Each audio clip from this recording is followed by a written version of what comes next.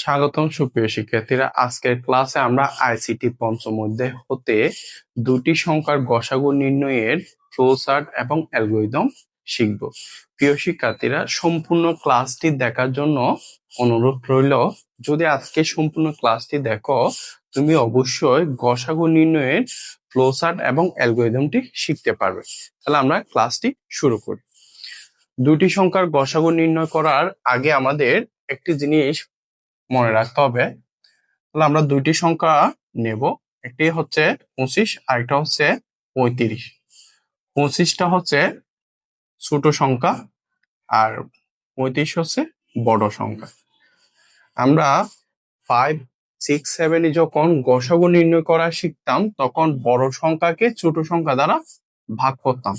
ভাগফল যখন 0 আসবে তখন আমরা ওই সংখ্যাটাকে কি করতাম, গসাগু বলে চিহ্নিত করতাম। এখন আমরা 35কে 25 দ্বারা ভাগ করব, তাহলে 25 আছে স্মল আর 35 হচ্ছে বড় সংখ্যা এল। এখন 25 দিয়ে 35কে ভাগ করলে কয়বার যাবে? একবার যাবে। তাহলে 25কে 25 ভাগশেষ কত? 0। তাহলে এখন আমাদের গসাগুটি আসেনি। গসাগু না আসলে চলমান প্রক্রিয়ায় চলতে থাকবে। তাহলে 25 ভাগশেষ রিমাইন্ডার। এখন দেখো তো, স্মল সংখ্যা আগে 25 ছিল স্মল সংখ্যা, এখন হয়ে গেছে বড় সংখ্যা, আর যেটি রিমাইন্ডার ছিল ভাগশেষ ছিল সেটি এখন হয়ে গেছে স্মল সংখ্যা। এখন 10 দিয়ে 25কে ভাগ করলে কয়বার যায়? 2বার। 10 দুগুণ 20, ভাগশেষ কত? 5। এখনো আমাদের কি আসেনি? ভাগশেষ 0 আসেনি, তাহলে এটি চলতে থাকবে। তাহলে 10 দিয়ে ভাগ করলে কয়বার যায়? 2বার। 5 দুগুণ 10। এখন আমাদের ভাগশেষ 0 আসছে, যেহেতু ভাগশেষ 0 আসছে 5 দিয়ে, তাহলে 35 এবং 25-এর গসাগু হচ্ছে 5। আমরা গসাগুটি পেয়ে গেছি। এখান থেকে আমরা দুইটা জিনিস নেব। এই দুইটা জিনিসের জন্য আমরা এই প্রক্রিয়াটি তোমাদেরকে করে দেখালাম। ছোট সংখ্যা দিয়ে বড় সংখ্যাকে আমরা ভাগ করব। ভাগফল 0 আসলে তাহলে এটিকে আমরা গসাগু বলে গণ্য করব। যদি ভাগশেষ 0 না আসে তখন প্রক্রিয়াটি চলতে থাকবে। তখন ভাগশেষ হয়ে যাবে দিয়ে ছোট সংখ্যা, আর যেটি ছোট সংখ্যা ছিল সেটি হয়ে যাবে বড় সংখ্যা। তাহলে আমরা অ্যালগরিদমটা শুরু করি। Step 1 start. Step 2 input S L.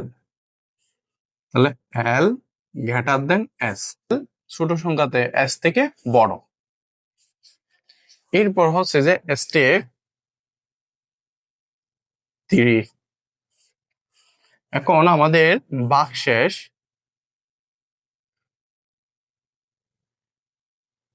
নির্ণয় করব।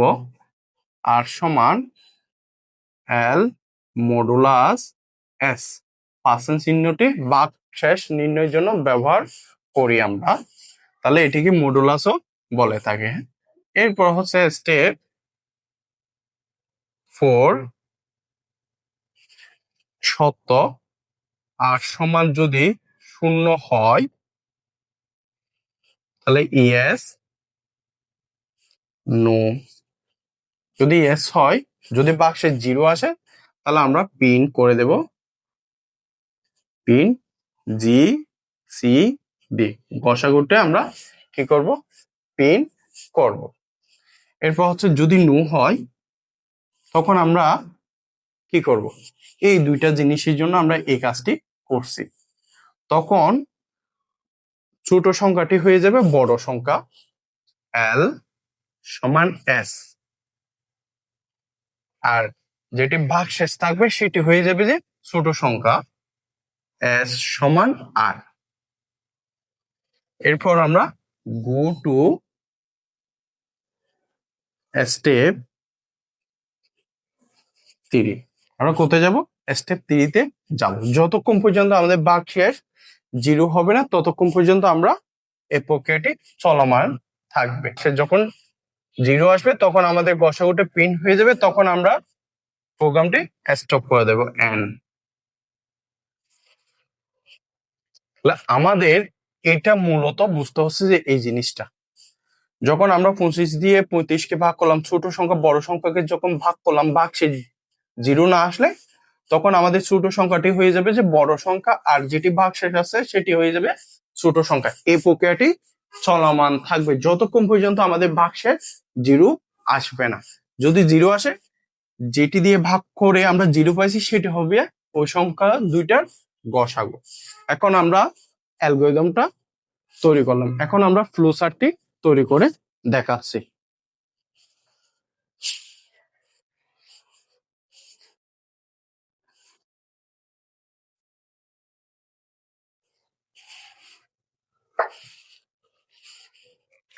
ফ্লো চার্টের জন্য আমাদের সর্বপ্রথম ডিম্বাকার চিত্রটি নিতে হবে স্টার।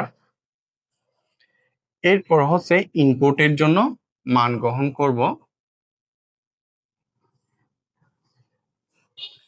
ইনপুট এস এল, মানে ছোট সংখ্যা বড় সংখ্যা। এখানে আমরা একটা এল গ্রেটার দেন এস, এস থেকে এলটি বড়। এরপর আমরা সংযোগ চিহ্নটি নেব,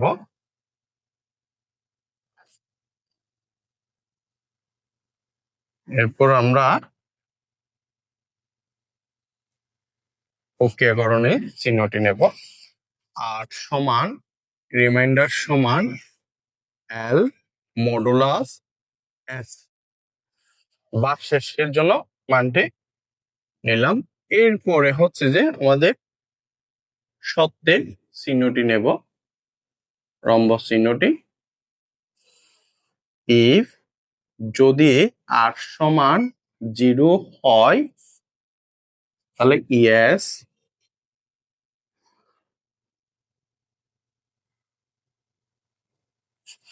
যদি নো হয় তাহলে আমরা স্টেপ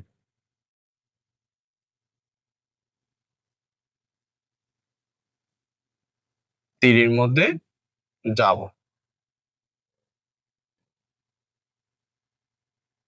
স্টেপ 3 এর মধ্যে যাব। তাহলে 3 এর মধ্যে আমাদের কি করে যেতে হবে, তখন ছোট সংখ্যাটি হয়ে যাবে বড় সংখ্যা, আর যেটি ভাগশেষ পাবো সেটি হয়ে যাবে যে ছোট সংখ্যা এস সমান আর, এটি চলমান থাকবে। তাহলে যখন ইয়েস হবে তখন আমাদের পিন করব গসাগু, পিন